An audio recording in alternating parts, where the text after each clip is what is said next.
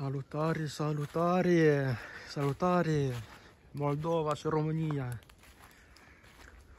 Azi o zi frumoasă, e nou rat afară. Da, e un piață în pădure, în cotre orcheilor. Da, e un aer foarte, foarte frumos.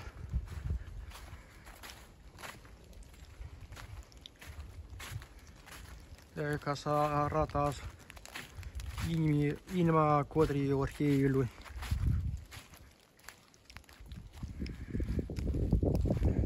Nou rat,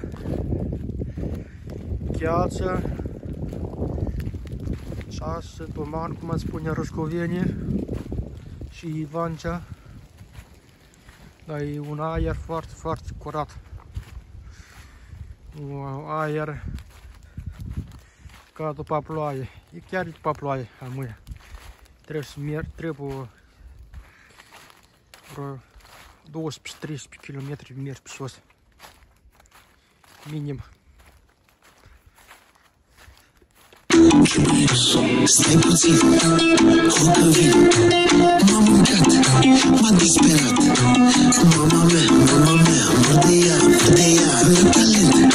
Haide din piept, hai, puțin mai lent așa, cu tobe arabești. Așa dansau cândva, țiganii pădudești. La toate nățile, o țigancă mergea. Mamă, ce fel dansa, murea lumea de ea. Băi, când era mică țiganca, asculta până la neaca, în țigănia o iubea, negruța îi se spunea, mamă ce talent avea, țiganca, gypsy style dansul, romanesc balansul, mordia mâncaia și cazul, dansează hitana, ea e campioana, locul lui. Ora 11, parcă fac noaptea afară. Ce cânt frumos rădunelii în codre, inimii orchei. Cum pădurea aici. Cum pădurea aici. Cum e mai îndeal pădurea. Mai îndeal, mai mult copaci. La vale mai puțin copaci și mai mult gheață. Țață, doman, cum spuneți voi. E ca să arăt copacii. Cine știe ce e copac aici? Cam nouărează, parcă acus plouă amus. Dar eu vreau să mă plimb în cotre orcheiului. Parcul Național al Orcheilor. Așa mă țin că spune drept. Cine știe, Parcul Național al Orcheii unde se află? Aici la Ivancea. De la Ivancea până la Râscova. Cine știe? Так, cât atac. Dacă aici e corn. Так. E frumos, un aer în pădure foarte, foarte frumos. Nici frig tare nu afară. Afară tare frig nu-i. Eu sunt cu maio.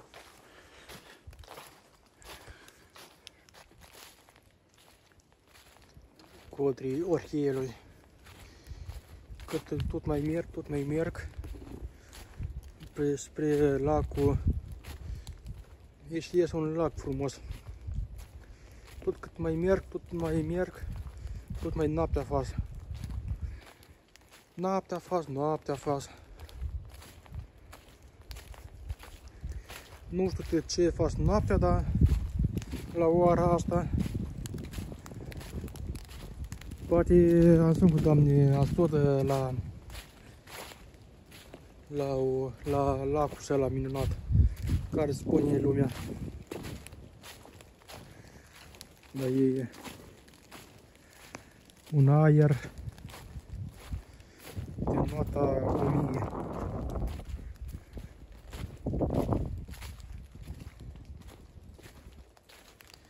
E răuța frumoasă, tuman. Aici dacă borează afară. Tot merg cu branșa verde. Aici e bran verde. Aici e cafeniu și ia și aici e cafeniu. Ciuperci.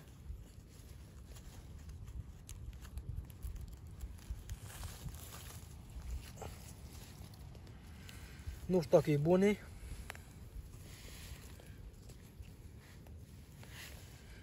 Ia ca așa ciuperci. Am căsat eu în codrii inimii Orhei. Parcul Național Orhei. Nu știu dacă e bune.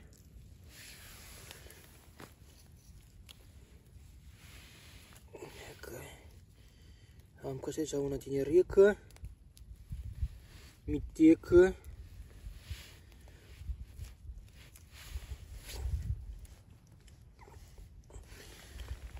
N-am puncă, nu știu dacă e bune. Ciupercea cum arată măia. Ciupercile și pădurea. Plecăm spre lac.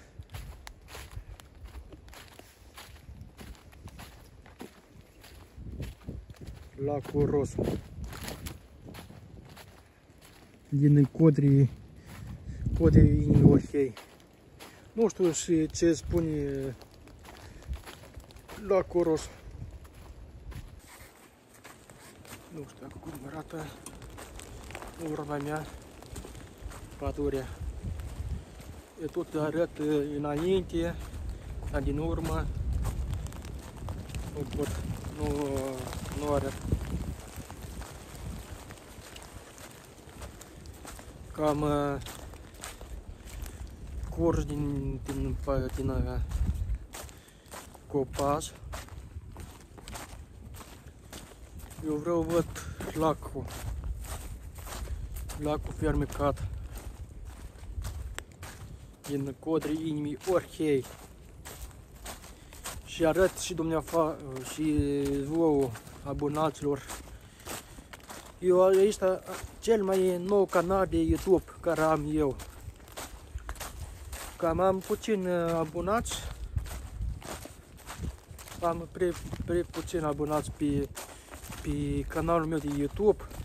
Am trebuie din numitel canalul am fost mare canalul.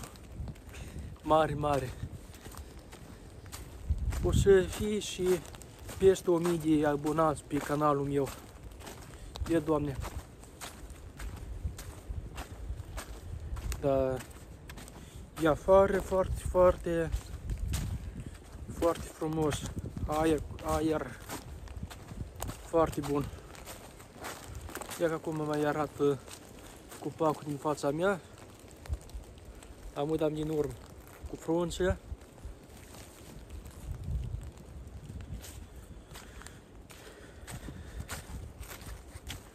că acum unii copaci au cu frunze cafnii. Da. Vreo 2-3 zile în urmă au fost frunze verzi încă. La unii copaci. E un aer foarte frumos. Da, pădurea e mare. Vreo 200-300 de hectare de pământ are pădurea. Ating că suntem aproape de lacul fermecat și tot pena la copacul și verde frumos, un fel de broian, nu știu cum mai spune.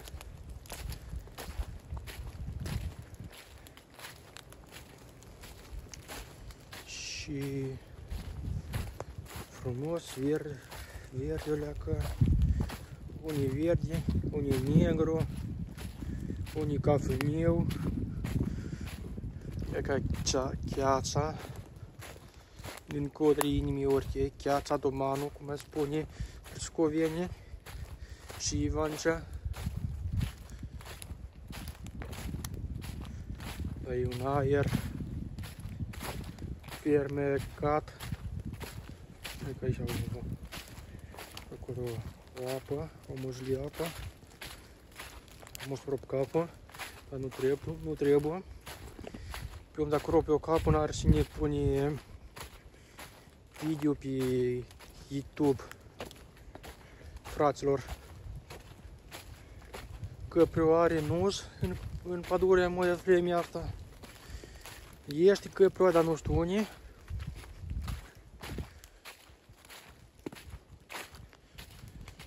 De cât merg căpriu n-am văzut. Urs în Moldova nus. Urs este în România la Brațov, mă tincă. Extern copacul ăsta, până cum am făcut pomul ăsta. Foarte, foarte mare copac, vreo 5 metri are. Dar nu este așa tare gros copace. Așa mai este o leacă frunzi verzi, aproape verzi. După acolo, după se vede eu că mă ating, stăm aproape de iaz. Un lac, nu știu ce mai este. Plecăm și vedem. E că un drum, nu știu, nu pleacă. E că aici se vede o moșel de apă. Nu-i lac. Lac e cheață, nu se vede normal. De acolo un semn, nu știu care e semn. Dar mă înveț să vorbesc limba rusă.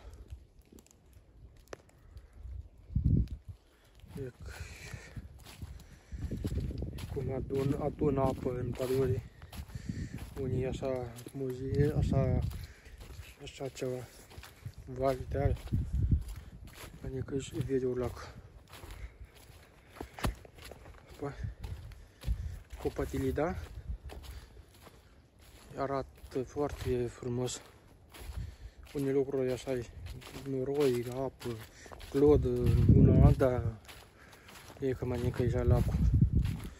Unii dealul ăla, malul ăla. Asta noi nimeni nu trebuie să am întâlnit pe aproape cu nimeni. E ca așa arată.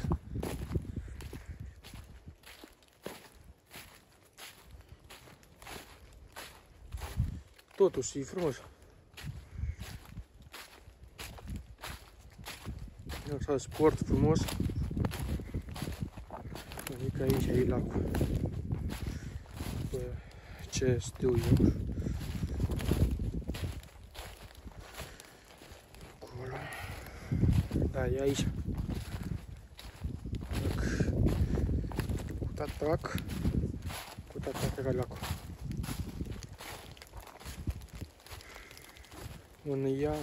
E mic e lacul. Și după văd eu nu are nimic criză. Nu are nimic, nu vine nimic, fac curat, fac reparații la lac.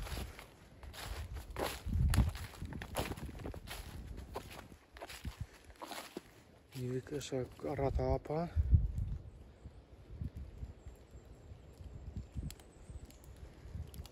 Foarte, nici mortare noi, nici curat noi.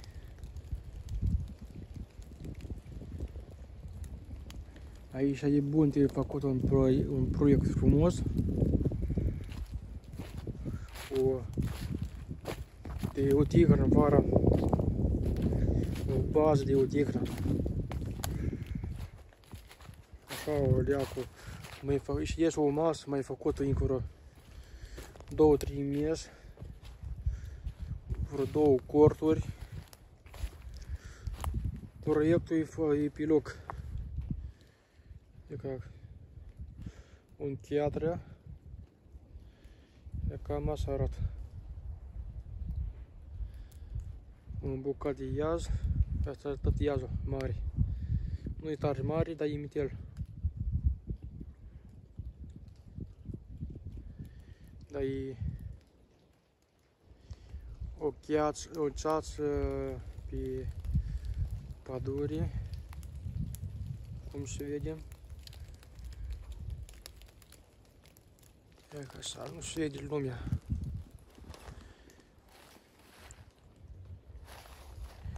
Ori 100 de metri se vede. Plus minus 100 de metri. Așa deal frumos. La captul iazului, cum îmi spune la popor, că tam, e ca așa ceva, facem la moldoveni. Dacă e moldoveni, fraților, români. Și românii e români. E ca așa, ceva frumos. O masă acolo e frumoasă, nu e mare, tare. Aici e un drum, dar trebuie reparat încă iaz, mai sapat în iaz, mai ridicat, mai făcut drumul și aleac. E că cresc copaci.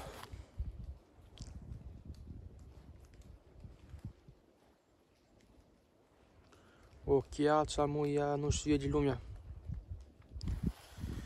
Dar am văzut iazul. Am văzut iazul, mă plec acasă. Mă duc eu acasă. În Codrii Orhei. Mă duc până la mâncă, văd mai fața. După aia acasă, iazul. Iazul să rămâne din urma mea. Unii locuri apă nu-i. Numai o bucată de iaz este apă. Aici e bun de făcut bază de odihnă. Dar nimeni nu vrea să ie în arendă. Cum poate orice e în arendă, că stau eu, la timp că am înțeles, nu vrei să ie locul ăsta în arendă. Dar e cu așa, cum îi spune așa la Pasarabia, e acolo silv nu permite, nu te voi să ie în arendă. Da, e bună idee că locul să ie în arendă, fac o bază de odihnă. Dacă nu vor, mi-a spus că nu vor de în arendă sau nu vrea lumea, nu știu ce e aici. Asta e viața la noi. Dar e un loc frumos așa. Un aer. Mi place aerul ăsta. Mai cântă rândunelile, mai cântă popa la cerc, mai cântă. Asta e viața. Mai plouă, primăvara e frumos aici, tot e verde. Și iarna tot e, iarna e ca cum am noi, tot e negru. Și o lapte Gheață, țață albă, surul meu, urma mea e lacul fermecat. Nu știu ce mai spune lacul roșu, lumea lumea aici. Da, e un lac foarte frumos. Cât știu eu, lacul era mai mare, mai adânc o leacă și era și pește aici, în ias. Dar pește buni. Vreau și eu o bucată de pește mâine. Dar e poșta mâine. Da. Dar când vreau atunci mă mănânc o bucată de carne. Asta e viața. Pofta omului. Asta e.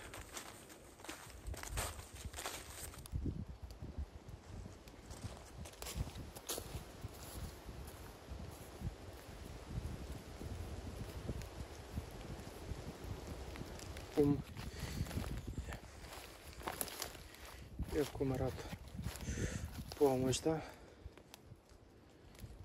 Ce verde pomul.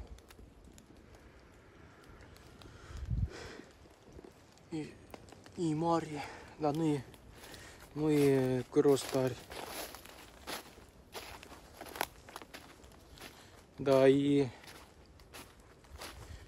un pic de gheață. Nu e un pic de tare. Camera nu prea se vede tare gheața, dar este un pic de gheață.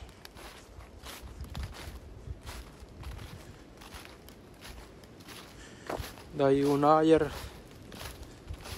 foarte, foarte curat în către inimii orhei.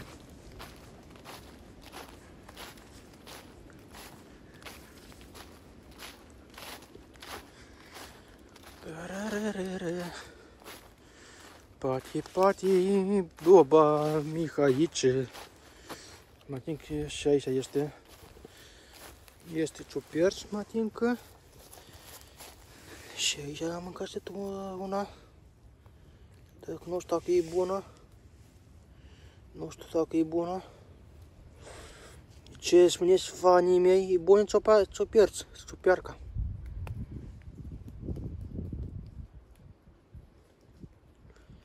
Dacă lăsăm aici, dacă în pădure am puncă și una mai mitic.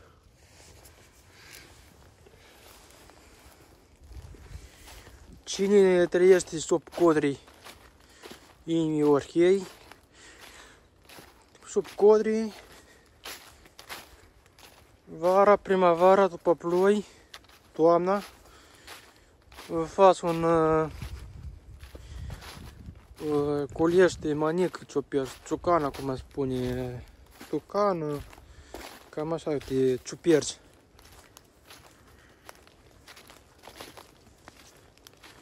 Totuși,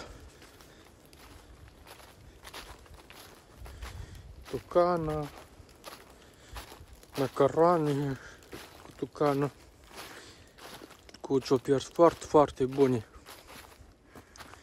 E bune, dar n-aș să-mi facă ciucană.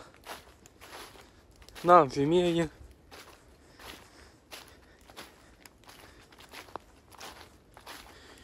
Afară e gheață. Căprioare nu-s. Fete în pădure tot nu-s. Viața merge înainte, fraților.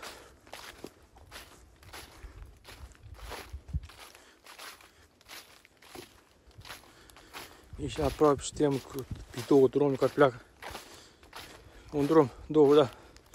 Una care vine de la lacul Rosu. Pleacă spre Peresesna. Și un drum care vine dincolo la nord și frumos cupat și are vers. Făcut așa trion. Un copac care vine de la Ivancea. E că acolo un arăt eu vin de la statul Ivancea, raionul Orhei. Dar pleacă în Răscova, satul Răscova, Reanu, Creuleni. Acolo am venit de la lac. Răscova, satul Răscova. Peresesna pleacă. Și Ivanța tot din Orhei. Satul Răscova, Reanu, Creuleni. Satul Răscova a fost cândva în Orhei.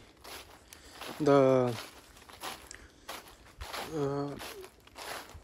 Aici numai vama e pădurea minunată. Codrii inimii Orhei. Orheiul. Ieri am fost la Orhei, ieri era duminică. Am postat un videoclip cu bratul din Orhei. Mâine o să văd unde mă duc și ce fac. E frumos când călătorești la Orhei, Răscova.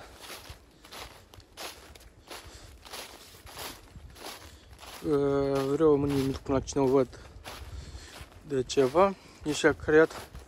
Poate că când am timp mâine mai filmez unii video scurte de vreo câteva secunde, pe urmă 1 minut, 2. Pe urmă când mă duc acasă eu o să video-urile scurte, o să montez, o să fac un video scurt, fac un video mai lung. Asta e o viață de vloguri, care fac vloguri, un artist.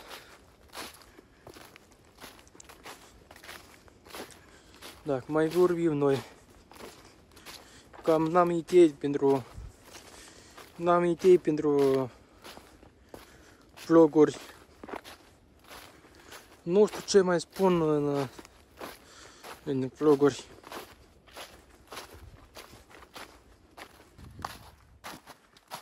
Tot mai merg. Februarie nu sunt în codrii inimii Orhei. Noi suntem aproape de linia, cum am spune, linia Ivenci. Că nu suntem pe vama cu Orhei, chiar nu suntem în vama Orheiului. Raionul Orhei cu Creuleniu.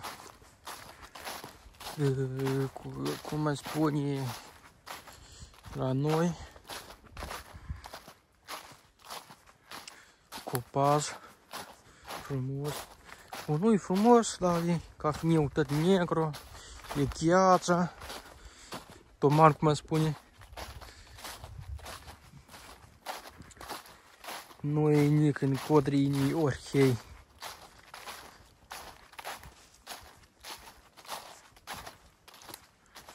După ziua de ieri, când am fost la Orhei era mai frumos. Bradul un altă.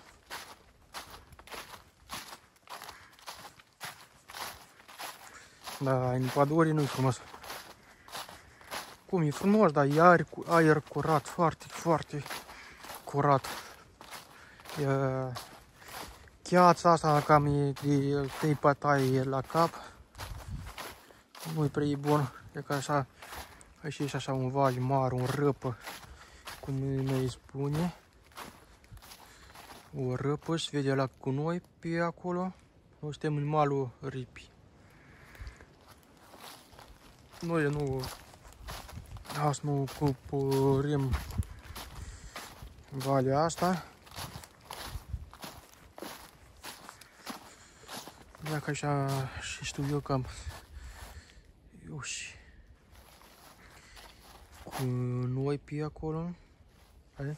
Lumea nu e tocată. Lumea n-are educație. Nu contează primăria, udorar, acolo silvic. Dacă lumea n-are educație, 7 ani de acasă. Am venit la un loc cam stăm în tăitură, nu se poate filmat. Ia și subțele copacul. Nu se poate filmat unii tăiturile. Suntem în Codri Inimii Orhei. Aici tot a fost tăitura, camichea, ceacea.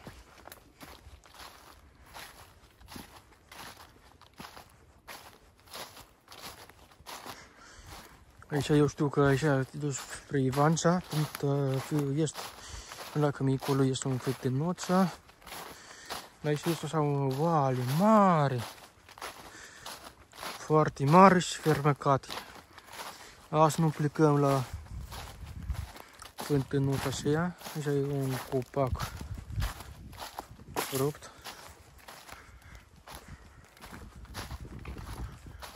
Aici e o vale foarte, foarte mare.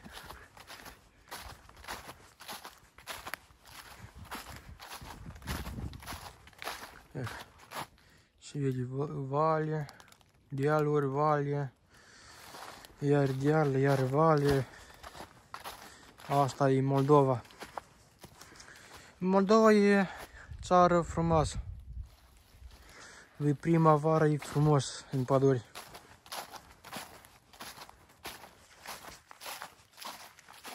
Iată cum arată. Aici.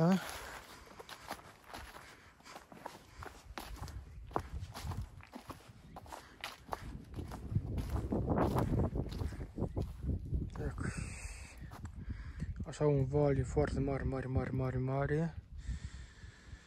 Nu se vede Ivancea că e Cheața.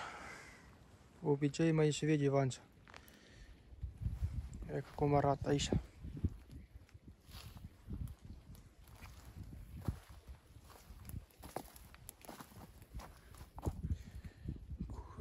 Mai erau așa copaci, nici copaci albi. La vârf, nu știu cum mai spun copaci ăia, dar moia nu știu. Nu se vedea moia.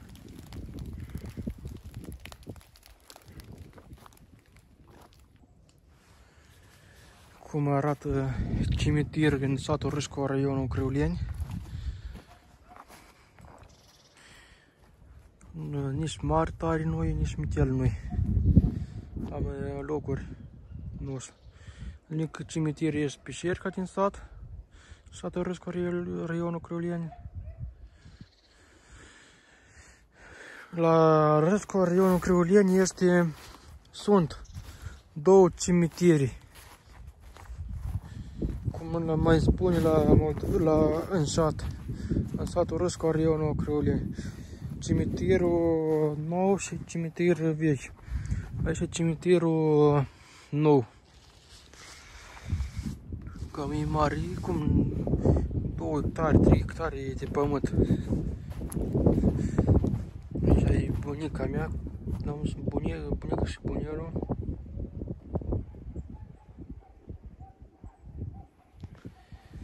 Mai am mic un bunier aici care a foarte mulți ani. Bunica Fenia a murit din anul 2009, mă think.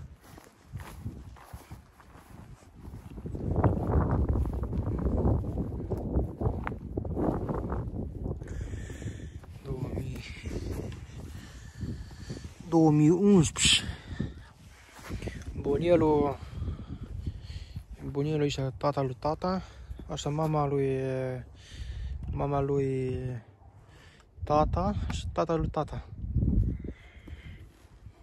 Bunelul a murit în anul din 98, a născut. Da, a născut din anul 1921. Da, bunica Da, bunica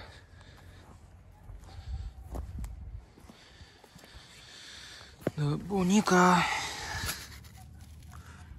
39.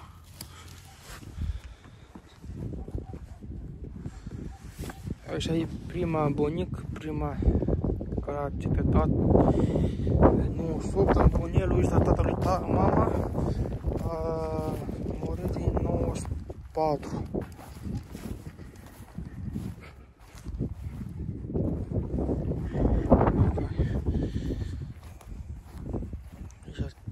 Mormântul bunelul. Dacă, aici am, cum îmi spune mai de vale, pișerca din sat, satul Răscorionul Crăuleni. Am plecăm și adică facem un cerc sur pișerci.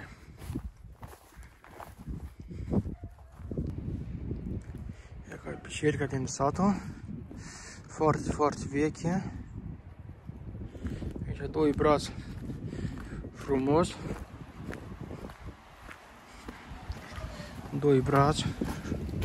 În fața pișerii o cruță. A doilea brat. Primul brat. Până a doua și primul.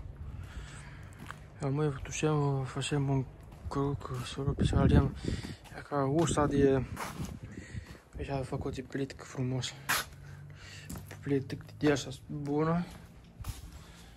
Așa arată ușa de fier. Dacă așa arată fața pișericii. Doi brați frumos.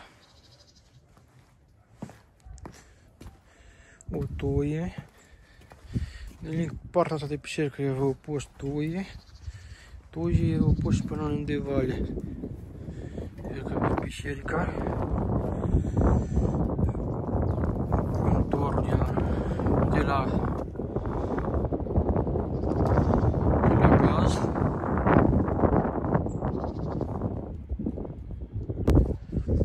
Facem un cerc sur pișerce. Ca mai și apare la cuvântul, nu știu cum ieși mai sus. O tuie uscată aici. Avem. Și aici un gar cu setcă de asta.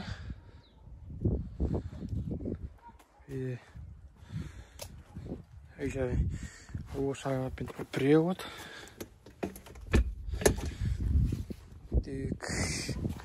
Cu tătac. Țamuri de plastic și înăuntru țamuri de lemn. Două rând de țamuri. Aici mai ideal e pădurea. Nu, merge cimitirul, pișerca, cimitirul și pădurea. Foarte frumos. Asta arată pișerca. Aici până și au pus preotul mai puțin braț de tuie.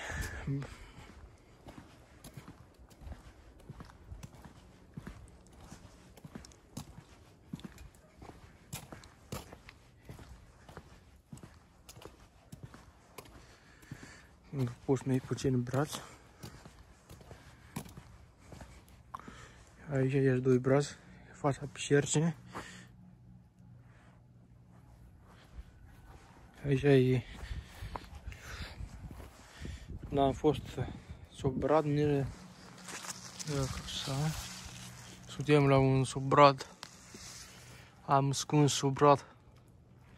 O, și mare. Mare bradul.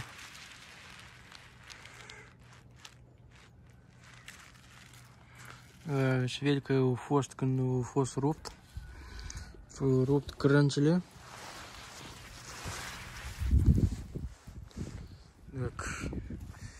Cu tătac